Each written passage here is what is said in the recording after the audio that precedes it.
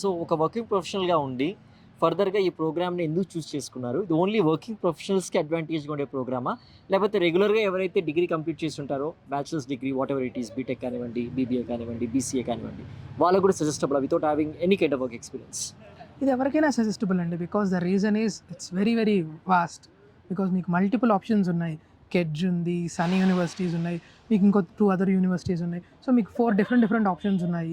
So ఇది ఎవరికైనా suitable. ఒక పర్టిక్యులర్ సెగ్మెంట్ అని కాదు. లెట్స్ సే ఏ అండర్ గ్రాడ్‌కైనా ఇది కరెక్ట్‌గా సెట్ అవుతుంది. వర్కింగ్ ప్రొఫెషనల్స్‌కి అయితే ఈవెన్ మోర్ ఒక యాడెడ్ ఫ్లేవర్ అనుకోండి. బికాస్ వాళ్ళకి ఆల్రెడీ ఎక్స్పీరియన్స్ ఉంది. ప్లస్ పోస్ట్ గ్రాడ్యుయేషన్ వస్తే ఇంకా బాగుంటుంది.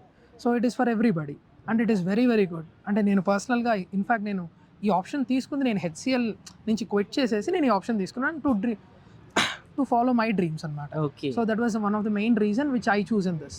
యాహ్! గుడ్. ఈవెన్ అక్కడ హెచ్‌ఎల్ వర్క్ చేసే దాంట్లో కూడా మీరు క్విట్ చేసి ఫర్ ఫ్యూచర్ ప్రాస్పెక్ట్స్ కోసం ఇక్కడ కోర్స్ జాయిన్ అయ్యారన్నారు.